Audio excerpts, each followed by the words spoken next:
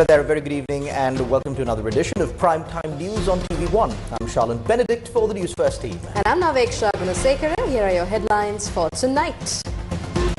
The headlines on Newsfirst. President leads National War Heroes Commemoration Ceremony. In Lanka, we're witnessing the arrival. President vows to fulfill War Heroes' vision of a lawful country. Retired Admiral claims India targeting North and East via provincial councils. Hirunika and Ashumara Singha reach settlement in defamation case. Charges filed against Cabral over breach of Greek bond case conditions.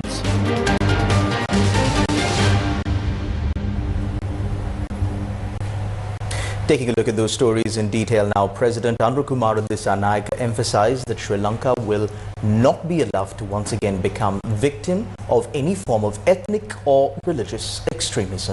The President made this statement while attending the 16th National War Heroes Commemoration Ceremony held in front of the National War Heroes Memorial.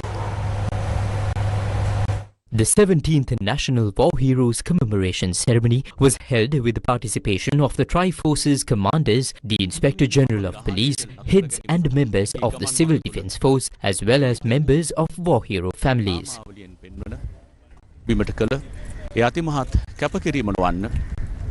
Former Army Commander Field Marshal Sarath Fonseca, former Navy Commander Admiral of the Fleet Wasantha Karanagoda, and former Air Force Commander Marshal of the Air Force Roshan Gunatilaka also attended the event. In addition, several former Tri-Forces commanders, former Inspector General of Police, former Civil Defence Force heads, as well as a large number of retired and disabled war heroes were present. Heroes commemorated today. In Lanka, we're witnessing the arrival of His Excellency the President, Kumara Dissanayake.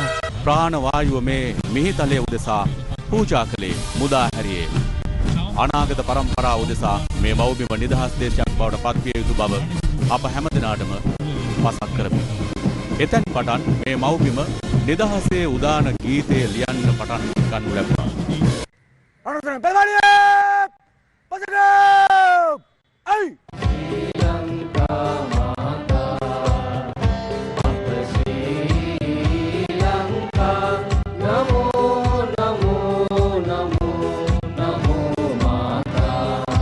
Following multi-religious observances, a 2-minute silence was observed in remembrance of the heroes who sacrificed their lives in battle. Addressing the National War Heroes Commemoration Ceremony, the President stated that he would never betray any victory achieved by those who sacrificed their lives for the motherland. I believe that those who endured war carry the strongest voice and aspiration for peace. At the same time, they desired a developed country, a nation governed by justice and fairness, and one that wins globally. These were the final aspirations. They gave their lives with those hopes in mind. Standing before this War Heroes Memorial, I pledge that we will take responsibility to build the future they envisioned and that we will never suppress or betray their aspirations. ඔවුන්ගේ ප්‍රාර්ථනාවන් කිසිසේත්ම යටපත් කරන්න පාවා නොදෙන බවත් මා සපත කරනවා. The President also stated that the country will move forward on a path that safeguards development, prosperity and the lives of the people. අපි සම්දිස්ථානයක සිටගෙන සිටිනවා. We stand at a turning point. Rather than failure, we must seek knowledge.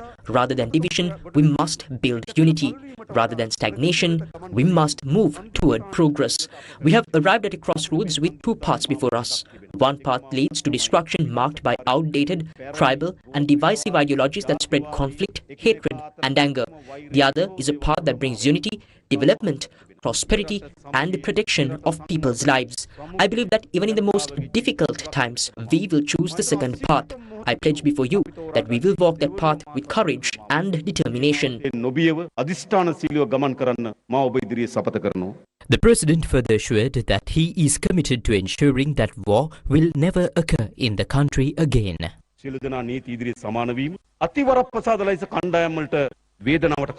Ensuring equality before the law may create discomfort for those who are used to privileges. Those who believed they were above others may feel unsettled when such privileges are removed. For the first time in history, the law is being equally enforced without regard to status, and that may cause unrest among some. However, we remain unconditionally committed to fairness and justice. We are aware that a small minority continues to spread hatred and anger for their own interests. We are engaged in a greater struggle to build a better nation for future generations. We must win the struggle to create a country where every citizen is treated equally, that justice prevails, and where this nation is regarded as the shared motherland of all. We must end the forces of racism, religious extremism, and divisive groups. Under no circumstances should this country be allowed to become a victim of ethnic or religious extremism again. Standing upon this War Heroes Memorial, we must make that commitment.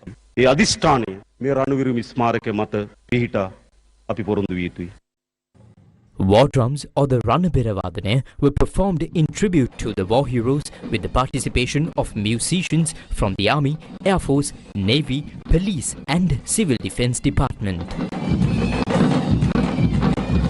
Floral tributes at the War Heroes Memorial commenced thereafter.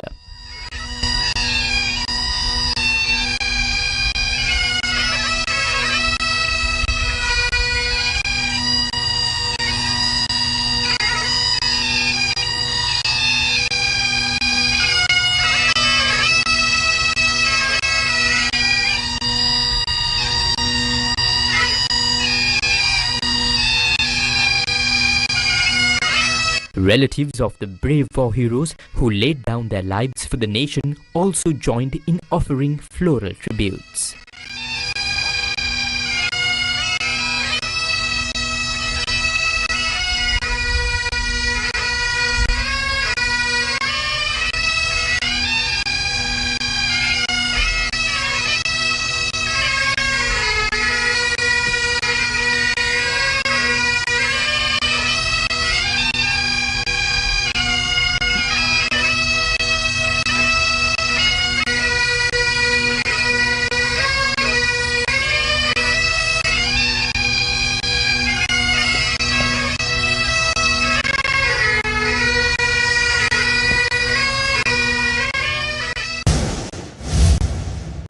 President Anurakumara Dissanayake this morning visited the Ranavira Sevana Rehabilitation Centre in Ragama, where he inquired about the well-being of military personnel receiving residential treatment. During his visit, the President expressed appreciation for the dedication and sacrifices made by the service members in safeguarding the unity of the motherland. Following his interaction with the patients, President Dissanayake held discussions with the staff of the rehabilitation centre, including doctors, to explore ways of further improving medical care and service facilities available to military personnel undergoing treatment.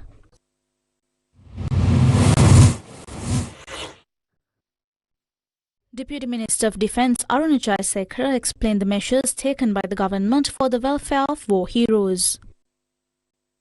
This government's responsibility is in particular to ensure that another war does not arise and that no divisive situations emerge. We are carrying out these efforts by prioritizing reconciliation without discrimination based on race, religion or caste, and as Sri Lankans, we are implementing this process in a very effective manner. In the private security sector, a large number of retired war heroes and police personnel are currently engaged. In response, we will establish a special regulatory authority within this year for that purpose. Additionally, as part of special initiatives under the Widows and Orphans Pension Scheme, we have taken steps with Cabinet approval to present amendments that will grant pension benefits to the families, children or close relatives of unmarried personnel who were injured due to terrorist activities and later retired on medical grounds, as well as to those who married after retirement. Furthermore, we are also taking steps to amend the law to extend widows and orphans pension benefits to the close relatives of those who have legally divorced or remarried before the age of 55. A heated exchange unfolded in Parliament as National People's Power parliamentarian Dr. Sandaruwan Madarasinghe responded to remarks made by Sri Lanka Podujana Peramuna MP Namal Rajapaksa regarding the country's war victory. It has now been 17 years since the end of the 30-year war. A large number of people in this country made sacrifices to achieve that victory. If we cannot give that honor to the war heroes and the leaders of that time, then there is no point telling these individuals about it, because their history is one of betrayal. That is their history, and it continues even today. Even now, not even a single message has been issued by the President or the Prime Minister, not even a Facebook post or a tweet to commend the war heroes who ended ended a 30-year war. I saw injured war heroes being visited today. Yet, on the other hand, some who follow terrorist agendas are allowed to commemorate. We also saw yesterday that when former Minister Wimal Weerawansa attempted to commemorate, police intervened. It is shameful.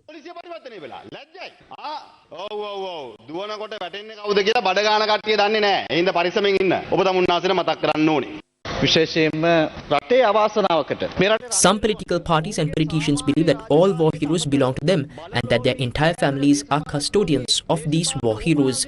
Unfortunately, in this country, war heroes had to go beyond their normal duties and become entangled in the political agendas of power-hungry politicians. As a result, many who rendered significant service in the war ended up being imprisoned. Why did that happen? It happened due to this greedy and corrupt political culture. Otherwise, how would allegations arise against the former head of state intelligence over the Easter attacks? How would military and naval officers face accusations over abductions of innocent youths? How would they be accused of killings, abductions and attacks on journalists? These are the consequences of politicians using the name of war heroes to serve their own ambitions.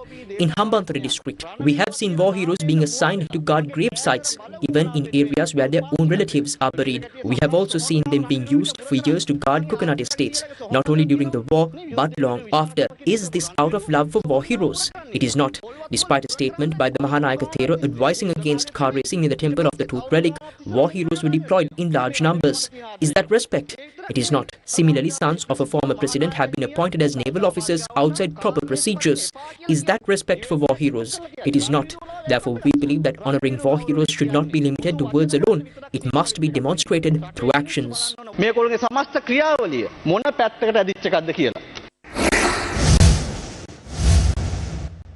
Retired Rear Admiral DKP Dasanayake, who attended a conference organised by the National Freedom Front, led by Wimal Weerawansa, on Monday afternoon, expressed critical views regarding India.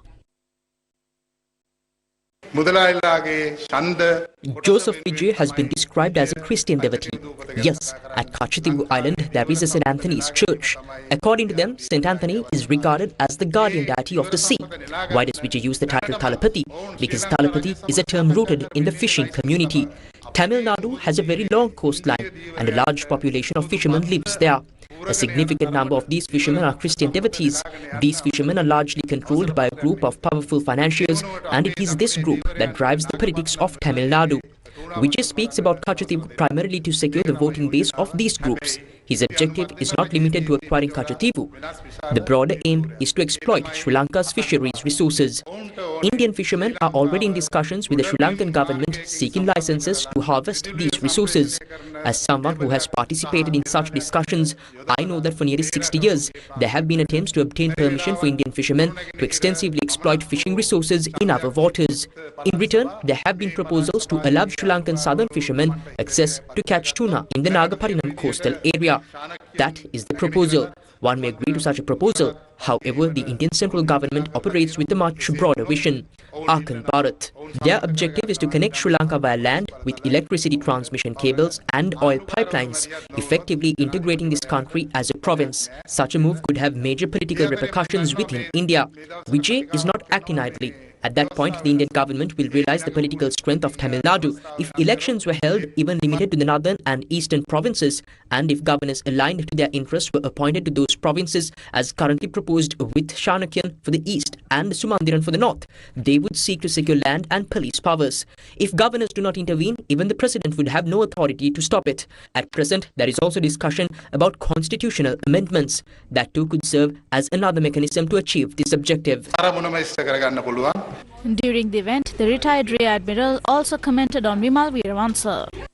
Wimal Weerawansa of the National Freedom Front is not someone who only recently began standing up for war heroes. We even had another name for him at the time. Perhaps it is acceptable to say it now. Brigadier Weerawansa. Retired Rear Admiral DKP Dasanayake also attended a medal awarding ceremony organised by the Sarva Jana Balaya. The following are remarks made by former Army Commander Retired General Dayaratnayake. ඒ මානුෂීය මෙහෙයුම කියන සංකල්පය මම ආඩම්බරයෙන් කියනවා සංකල්පේ නිර්මාතෘ හැටියට මම ඒ සංකල්පය නිර්මාණය කරා ඒ ඉදිරිපත් කරා ඒ පිළිගත්තා ඒ ක්‍රියාවට නැංගුවා. A complaint was lodged with the Human Rights Commission by the party of Vimal Weerawansa following an incident yesterday afternoon in the Sri Jayawardhanapura court area where he allegedly, along with several individuals, assaulted a police officer and created disturbance near the War Heroes Memorial. Meanwhile, acting cabinet spokesman Vijitha Herath stated that the law must be enforced against individuals who engage in such organised destructive activities. This is the incident involving Vimal Weerawansa, which resulted in a tense situation after he allegedly assaulted a police officer yesterday afternoon.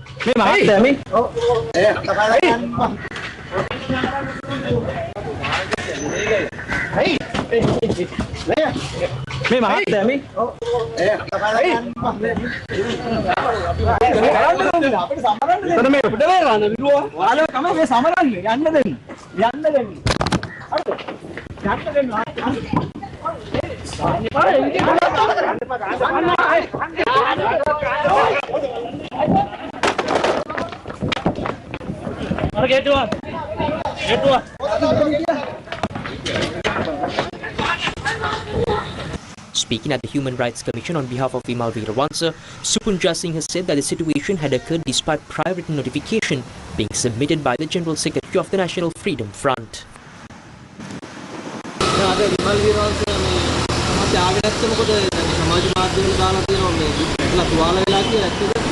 එතුමා අසනීප තත්වෙන් මේ අවස්ථාවේ ඉන්නවා ඒ වෙනුවෙන් මධ්‍යම කරුණු සමාජික කොෂන් මම ඇවිල්ලා තිනවා ඒ පැමිණිලි ඉදිරිපත් කරන්න. ඒ බය දාන්නේ නැති මල මහත්තයා. නෑ එහෙම කිසි දුබියක් නෑ. එහෙම කිසි දුබියක් නෑ අත්අඩංගුවට ගන්න එහෙම කිසිම උසාවි නියෝගයක් නැහැනේ.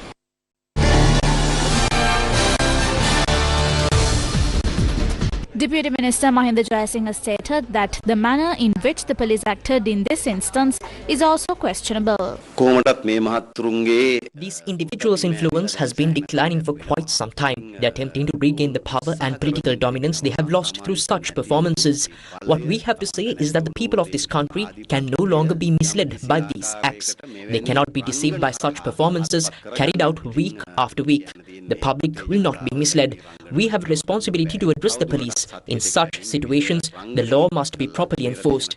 Who is this individual? What authority does he have? He is an ordinary citizen indeed, an individual facing multiple allegations, including cases in court, accusations of fraud and corruption, and various unlawful activities, even claims relating to falsification of documents such as birth certificates.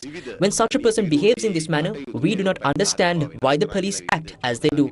The police could either have allowed him to place the floral tribute and leave after completing the act, or they should have prevented it entirely.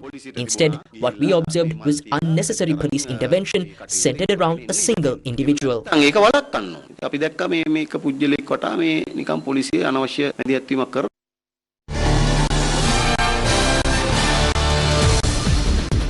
The following is a response made by the acting cabinet spokesman. ගිහිල්ලා නිකන් බොරු සංදර්ශන දාලා ශෝදාන එකයි දෙකක් නේ. ඉතින් රටේ ඕන කෙනෙකුට තේරෙනවානේ. මේ පොඩි ළමයෙකුට තේරෙනවානේ. කඩකප්පල්කාරී වැඩ කරන්න යන එක. ඒ නිසා මේ ඒවා මේ අලුතෙන් කාඩ්බෝඩ් වීරයෝ වෙන්න හදන හිස් චරිතවල පුස් වැඩ. ඒවට නීති ක්‍රියාත්මක කළ යුතුයි. A case filed by former parliamentarian Ashu Marasinghe against Hirunika Premachandra alleging defamation over a statement made during a media briefing in 2023 was settled today. The case was taken up before Kadwela Magistrate Anura Indrajit Buddhadasa. Professor Ashu Marasinghe had filed a case seeking 500 million rupees in damages from Hirunika Premachandra and 1 billion rupees from Karandana Gamaralalage Vanita Adarshani Karandana of the alleged defamation. When the case was caught today, Hirunika Premachandra expressed regret, following which the matter was settled. We came to know that the matter had been distorted with the knowledge of Karandana Gamaralalage Vanita Adarshani Karandana. Accordingly, the statements I made during that media briefing caused insult and defamation to Chandrit Ashubodh Marasinghe and particularly caused him significant harm at that time. I express my regret for that. It is after expressing this regret that we reached this settlement today. මේ අවස්ථාවේ සමත වුණේ. මේ අවස්ථාව At this moment, we mark this as the first steps towards the coming together of the United National Party and the Samagi Janabalawegya. These two can unite to form a single alliance. I understand that she agrees to this. Isn't that so? No. මෙතුමාගේ වගකීම රනිල් වික්‍රමසිංහ මහත්තයාව මේකට කැමති කරගන්න එක මගේ වගකීම. දැන් ඉතින් මේ ඉඳන් සජිවට ඇවිල්ලා වැඩ කරනවා. වායි වෙන්නේ අපි දෙන්නම එකතු වෙලා සජිව ඉවෙන්ට් එක එකතු කරනවා. ඒක තමයි වෙන්නේ. An indictment has been filed against former Central Bank Governor Ajit Niwad Cabral for allegedly violating conditions imposed in connection with the Greek bond case. The charges were presented before a permanent High Court trial at Bar. The three-member bench comprises Justices Manoj Thalgodapitiya, Udesh Ranatunga and Buddhika Sri Ragala.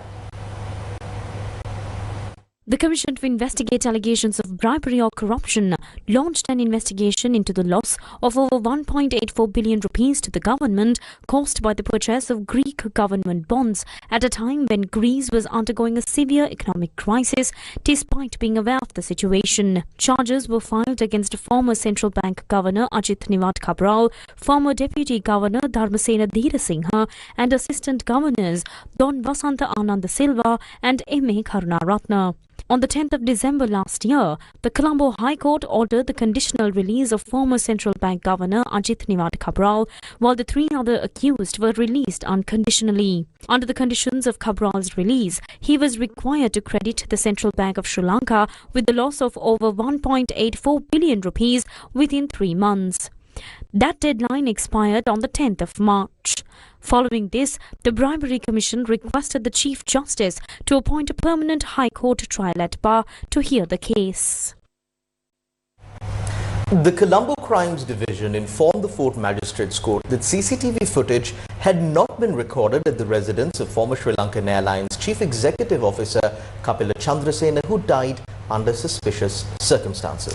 Now, the revelation was made when the magisterial inquiry into the death was taken up once again before Fourth Magistrate Pasan Amarasekara. The Colombo Crimes Division sought court permission to take into custody the DVR systems related to CCTV cameras installed at both the residence of Aravinda De Silva, where Chandrasena died, and Chandrasena's own residence in order to submit them to the government analyst and obtain reports. Police also stated that unidentified medicines found at the location of the death would be forwarded to the government analyst for examination. During today's proceedings, nurse Kosala Ratnajiva testified and provided details regarding the medicines discovered at the scene. Quote: There were some medicines at the location. These were identified as drugs used to control blood sugar levels. I then informed the hospital administration and they advised me to notify the police. Unquote. Meanwhile, Rajendra Kumar Sivakumar, an employee at Aravinda De Silva's residence, also gave evidence stating that he had seen Chandrasena in the kitchen around 1:30 a.m. on the 8th May. Quote: At around 1:30 a.m., I woke up to go to the washroom and saw that many lights in the kitchen were on. I saw Mr. Kapila standing near the fridge holding a white plastic water bottle. I asked him what he needed, and he said that he had come to get some water. I told him there was water in his room. He said okay and left. Unquote. Additionally, Tisanka Kamal Siri, who installed the CCTV system at Aravinda De Silva's residence, testified that he had informed the homeowner that the DVR system only stored footage for about 1 month. When questioned by the magistrate about whether the CCTV system had been connected for remote viewing via a mobile phone, the witness stated that no such connection had been made. Further magisterial inquiry into the death has been postponed until the 22nd May. Is the rupee crashing against the dollar? Why can't economic relief be given to the people? The Deputy Minister of Finance today answered these questions raised by the leader of the opposition in Parliament. Particularly, I would like to ask, what are the reasons for the continuous depreciation of the rupee? What short-term, medium-term and long-term steps is the government taking to manage this situation, stabilize foreign exchange and ensure the stability of the rupee? කෙටිකාලීන මධ්‍යකාලීන ඒ වගේම දීර්ඝකාලීන පියවර කවරේ. The escalation of the military conflicts in the Middle East has caused global crude oil prices to rise significantly. This was the main reason for the increase in Sri Lanka's fuel and gas import costs, which in turn has heightened the pressure on the Sri Lankan rupee. There is also a trend where importers are increasing import orders and foreign exchange purchases to protect themselves against the expected depreciation. Furthermore, certain outflows are occurring from the government security market as well as the stock market. It should be noted that the depreciation of the Sri Lankan rupee does not necessarily impact the economy negatively, but there are both advantages and disadvantages to these fluctuations. What matters most is if there is an unusual, unpredictable or uncontrollable fluctuation due to some condition which we call volatility. However, it is not that kind of volatility that has arisen now.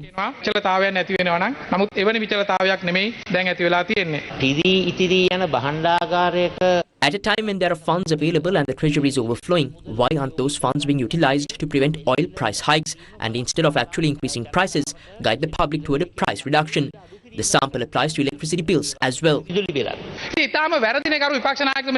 That is completely incorrect. Honourable Leader of the Opposition, you cannot take a loan and pay it out as subsidies. There are specific programs outlined to utilize those loans, the ones obtained from the International Monetary Fund. From that, we have spent 240 billion on programs allocated for subsidies. The rest are for development projects, the results of which will be seen in the future. Similarly, the Asian Development Bank has projects and the World Bank has projects. Without doing that, when money was just distributed like what was done in the past, that is actually what trapped this country in a debt crisis. Today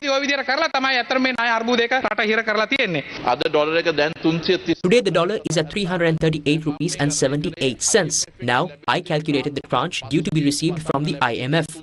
The fifth tranche due to be received is 350 million. If that 350 million is multiplied by 335, we are bound to receive 117 billion.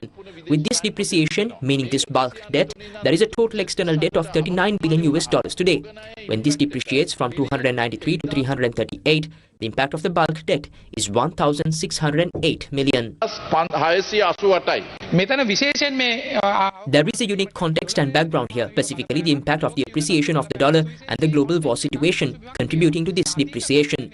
In past situations like the one in 2022, the dollar reached the 400s due to the decisions taken within the country during an economic crisis. Without such external factors, be that as it may, we can debate it over. However, I need to clarify one small point. Following a debate held in Parliament today, the England Revenue Amendment Bill was passed with amendments. Sri Lanka's parliament today passed the Inland Revenue Bill with amendments following a debate in the House. During the committee stage, the government introduced several amendments that had previously been agreed upon in court. The legislation is aimed at boosting tax revenue by reducing complexities within the system and introducing a more simplified tax structure.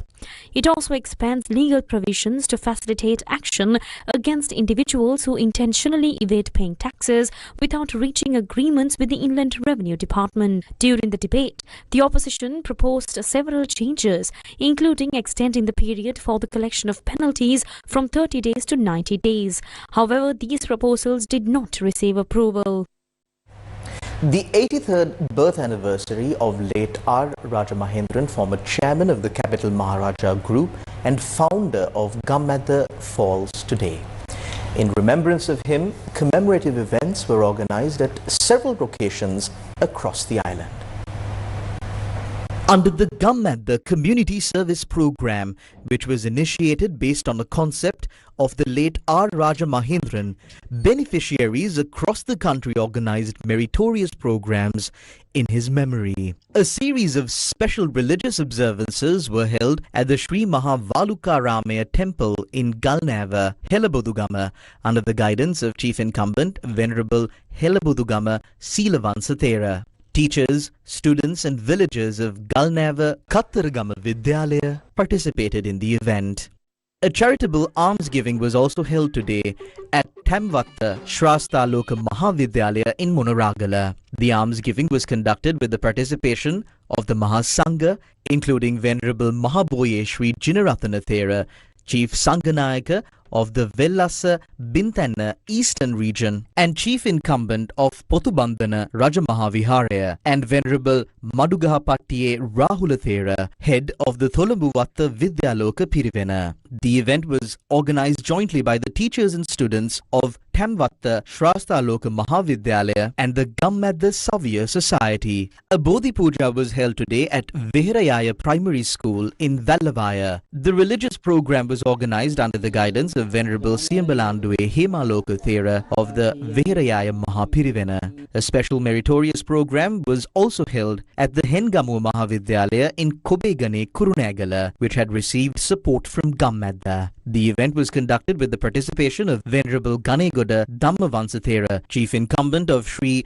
Vijayasundaramaya Temple in Hengamua. The program was organized by the principal, staff and students of Hengamua Vidyalaya. A similar program organized by Gammadda Savya members in Borala village, Valigama, was held under the guidance of Venerable Denagama Tilakasiri Thera, chief incumbent of Sri Nirodha Rama Temple in Mudugamua. Several religious programs were also held at Sri Nandarama Temple in Yatiyantota under the leadership of the Mahasangha.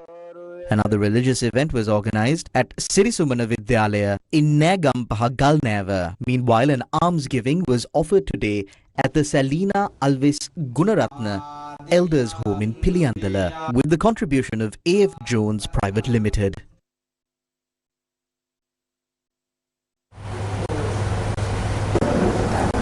The World Health Organization has commended Sri Lanka's success in eliminating mother-to-child HIV and syphilis. The recognition took place at the 79th World Health Assembly, currently being held in Geneva, Switzerland. Sri Lanka has been awarded special recognition by the World Health Organization for its achievements in the public health sector, particularly in reducing mother-to-child transmission of HIV and syphilis to a level where it is no longer considered a public health concern. The recognition was granted in line with WHO established standards and the recommendations of global advisory committees, acknowledging Sri Lanka's sustained progress in addressing what was once a significant public health issue. The award was presented today during the 79th World Health Assembly, currently being held in Geneva, Switzerland. The certificate of recognition was handed over by the WHO Director General to Health and Mass Media Minister Dr. Nalinda Jayatissa. Speaking later at the session, Health Minister Dr. Nalinda Jayatissa stated that this year holds special significance for Sri Lanka as the country marks 100 years of its public health system, describing it as a century of community-centered services that have become a cornerstone of national health achievements and social progress. This year holds special significance for Sri Lanka as we commemorate 100 years of our public health system, a century of community-centered public health services that has become a cornerstone of our nation's health achievements and social progress. Despite limited resources, my country has achieved remarkable health outcomes through strong public health leadership, preventive care, and community outreach. However, we now face new and complex challenges, including the rapid rise of NCDs, population aging, and increasing mental health needs. In response, Sri Lanka has embarked on an ambitious primary care reform agenda through our Arogya Health and Wellness Centers. These community-based, family doctor-led multidisciplinary teams focus not only on treating illness, but also on promoting health, preventing disease, identifying risks early, and providing continuous people-centered care close to where people live. 41 centers have already been established, with plans to expand 300 by the end of this year and 450 centers in next year. The reform prioritizes early detection of NCDs and common cancers while strengthening elderly care, rehabilitation, palliative care, home-based services, adolescent health, and primary mental health care. Guided by our national policy on health and well-being and the National Health Strategic Master Plan, Sri Lanka is building a modern, wellness-oriented primary health care model founded on a life course approach to health. Sri Lanka remains committed to working with all member states and partners to build resilient, inclusive, and people-centered health systems that leave no one behind. The Chief of the Indian Air Force, Air Chief Marshal Amarpreet Singh, arrived in Sri Lanka last night on a 3-day official visit. He will be in the island until the 21st of May. This morning, the visiting Air Chief Marshal paid floral tributes at the Indian Peacekeeping Force Memorial in Batramulla. Following this, he arrived at Air Force headquarters, where he was accorded a ceremonial guard of honor. An official meeting was subsequently held between the commanders of the Indian and Sri Lanka Air Forces. During the visit, Air Chief Marshal Amarpreet Singh also met with Deputy Minister of Defence and the Defence Secretary. The visit has been organised with the objective of further strengthening the long-standing defence cooperation and mutual friendship between Sri Lanka and India. As part of his itinerary, the Indian Air Force Chief is also scheduled to pay homage and seek blessings at the historic Temple of the Sacred Tooth Relic in Kandy. He is also expected to meet with the commanders of the Sri Lanka Army and Sri Lanka Navy. Weather first. The southwest monsoon is gradually establishing itself across the island, according to the Department of Meteorology. Now, what impact will this bring and what can we expect tonight and tomorrow? Well, Naveksha, Omitra Abekun is joining us with the details. Yes, Charlene and Naveksha. Now, taking a look at the weather situation across the country today, as you can see, the southwest monsoon is gradually getting established over the island. So, showers or thunder showers will occur at times in the western, Sabaragamuwa, northwestern, as well as in the Gaul, Matara, Kandy and Nuwara districts. Fairly heavy falls above 50 millimeters are likely at some places in the areas that I mentioned. Several spells of showers will occur in the northern province and in Anuradhapura as well as in the Hambantota districts. Showers or thunder showers may occur at a few places in the Uva province and in the Ampara and Batiklo district after 2 p.m. Now, fairly strong winds of about 30 to 40 kilometers per hour can be expected at times over the western slopes of the central hills, northern, north central, northwestern and southern provinces. The general public is, as always, kindly requested to take precautions to minimize damages caused by temporarily localized strong winds and lightning during these thunder showers. Cyclone Detwa struck harder than we ever imagined. But we moved into action even faster than the force of the disaster itself.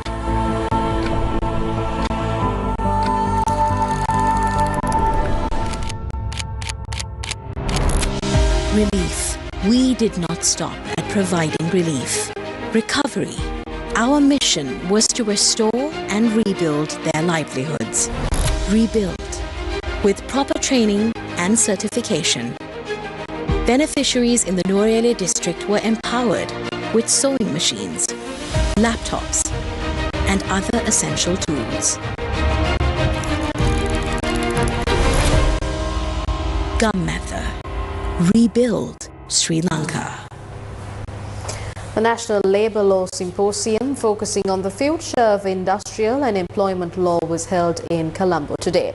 The symposium, organised by the Bar Association of Sri Lanka Labour Law Symposium Committee, brought together legal experts, labour officials and industry representatives to discuss emerging challenges in the modern workplace.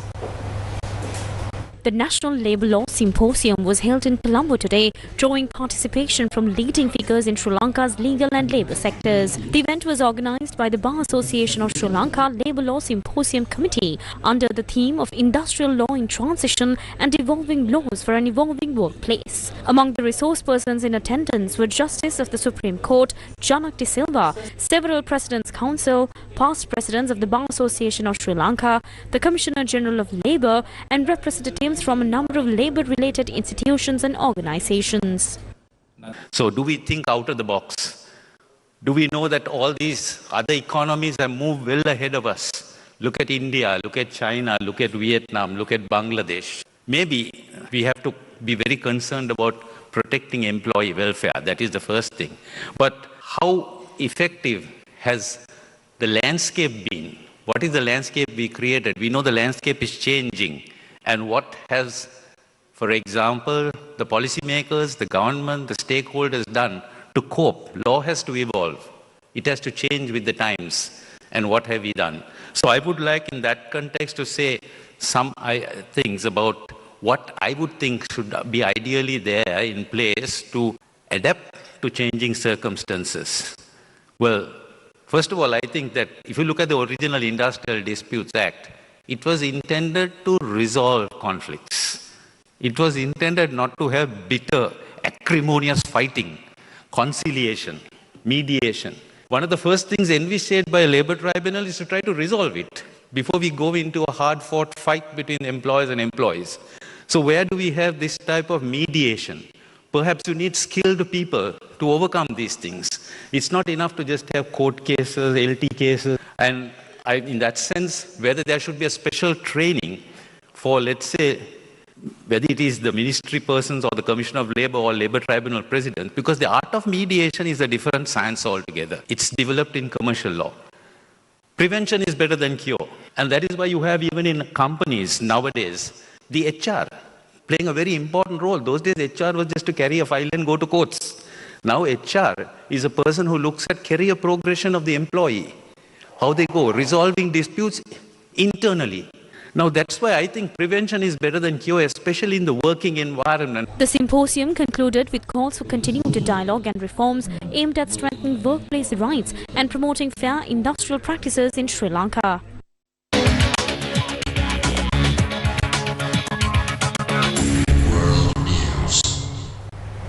Two Italian divers killed in a Maldives cave diving accident have been recovered, while efforts continue to retrieve the other two bodies after the instructor's body was found on Friday. Now, recovery operations involve Finnish experts and modern technical systems amid high risks. Now, to tell us some more, we have Stevin Machado joining us. Thank you, Shalan and Navaksha. So, the bodies of the two Italians who drowned in a scuba diving accident in the Maldives last week have been brought to the surface. Maldivian government spokesperson Mohammed Hossein Sharif said they were retrieved from the third chamber of the underwater cave by specialist divers from Finland after a 2-hour operation. The bodies of two Italians who drowned in a scuba diving accident are being transported to the capital Male for identification. They were among 5 individuals who died in the accident, while 2 bodies remain inside the cave. The first body recovered was that of an Italian diver identified by Italian media as boat operations manager and diving instructor Gianluca Benedetti, who was found shortly after Thursday's accident near Vabu Atoll. On Saturday, a Maldivian rescue diver involved in the search operations also died. The remaining 4 missing divers were located on Monday by divers in the chamber of the cave farthest from the entrance. The cave, known locally as Shah Cave, reaches depths of up to 60 meters. Officials stated that the mission to recover the remaining 2 bodies will resume on Wednesday, with hopes that they can be retrieved on the same day. The discovery of the bodies is expected to assist in determining the cause of the accident. The recovery effort has been described as highly complex due to the depth of the cave, limited space and poor visibility. While the cave entrance lies at a depth of 47 meters, its chambers extend to varying depths. The operation was carried out by Finnish divers working alongside Maldivian police and Coast Guard teams.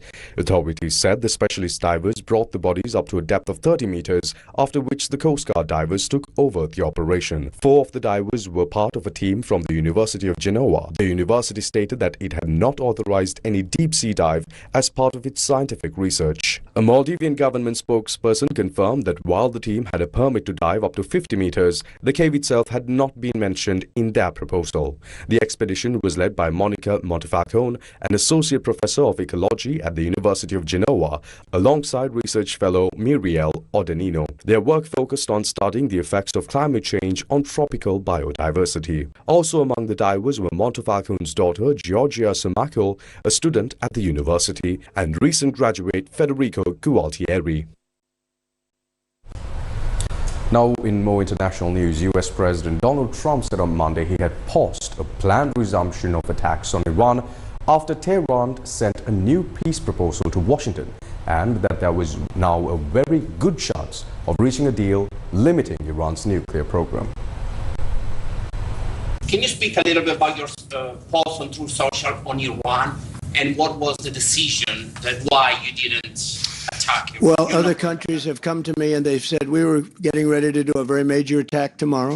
I've put it off for a little while, hopefully maybe forever, but possibly for a little while, because we've had very big discussions with Iran, and we'll see what they amount to. I was asked by Saudi Arabia, Qatar, UAE, and some others if we could put it off for 2 or 3 days, a short period of time, because they think that they are getting very close to making a deal. And if we can do that, where there's no nuclear weapon going into the hands of Iran, I think, and if they're satisfied, we will be probably satisfied also. We've informed Israel, we've informed other people in the Middle East that have been involved with us, and it's a very positive development, but we'll see whether or not it amounts to anything. We've had periods of time where we thought pretty much getting close to making a deal, and didn't work out, but this is a little bit different. Now, we're ready going tomorrow, very big, and not something I wanted to do, but we have no choice because we cannot let Iran have a nuclear weapon. Yeah. Qatar's foreign ministry spokesperson says communication is ongoing between regional leaders and the parties involved in the war. He also emphasized no country has the right under any circumstances to hinder access to the Strait of Hormuz. When asked about communication with Trump, Qatar's Ministry of Foreign Affairs spokesperson Al-Ansari said contacts will continue. Al-Ansari also stated that Doha supports Pakistan's diplomatic efforts to unite conflicting parties and find a solution, adding that the process requires more time. Israeli Prime Minister Benjamin Netanyahu appeared before the district court in Tel Aviv to respond to corruption charges against him, making his 88th court appearance in the ongoing trial. Israel's Channel 12 said judges approved shortening Tuesday's session because of Netanyahu's security and political schedule, without providing further details. Today's session focused on Case 2000 after his interrogation in Case 1000 and 4000 completed. Netanyahu faces charges of corruption, bribery and breach of trust in 3 cases known as Cases 1000, 2000 and 4000, with indictments filed in late November 2019.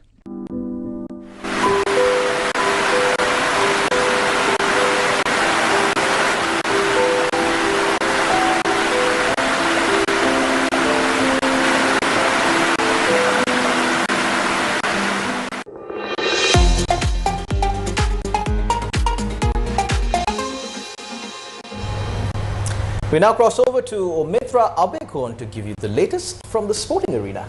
Yes, Charlene and Naveksha. Now, Sri Lanka Cricket issued a statement today. That statement was released in response to certain media reports claiming that Sri Lanka Cricket is facing a financial crisis following the appointment of the Cricket Transition Committee. However, Sri Lanka Cricket strongly emphasizes that there is absolutely no basis to the reports circulating regarding a financial crisis. Let's take a look. Sri Lanka Cricket wishes to reiterate that reports suggesting that the organisation is unable to manage its finances or that its financial administration has been adversely affected following the appointment of the Transformation Committee are entirely false and misleading. Exercising the powers vested under the Sports Law number 25 of 1973, the Minister of Sports and Youth Affairs appointed the Sri Lanka Cricket Transition Committee, vesting it with the powers, functions, administration, management and control of the affairs and property of the relevant sports body, including its finances and assets. Accordingly, the duly appointed Transformation Committee is fully empowered and mandated to administer and manage the affairs of Sri Lanka Cricket, including all financial operations and obligations of the organisation until the election of a new executive committee. Sri Lanka Cricket emphasises that it continues to carry out its day-to-day operations, including meeting all financial obligations and administrative functions without any interruption or hindrance. This includes the timely settlement of payments to suppliers, service providers, employees, players and all other stakeholders. Have you ever chased a feeling of complete peace where the rush of the modern world just fades away? Now, Balangoda and Belihulu are more than just destinations. They're a unique blend of modern convenience and untouched serenity. Whether you are looking for easy accessible waterfalls, tranquil lakeside shows or thrilling adventures, you will find it here. It is truly a safe and welcoming haven for the entire family. This is beautiful Sri Lanka, and with that we wrap up Primetime News on TV1 for tonight. Thank you for watching. Good night. Balangura and Belihulloya are more than just destinations. They are a unique blend of modern convenience and untouched serenity. With easily accessible waterfalls, tranquil lakeside shores, and thrilling adventures, it is a safe and welcoming haven for the entire family. From the heights of the Balangura Range to the depths of the Belihulloya Valley, this peaceful paradise is a balm for the mind. Come, immerse yourself in this splendor. Beautiful Sri Lanka.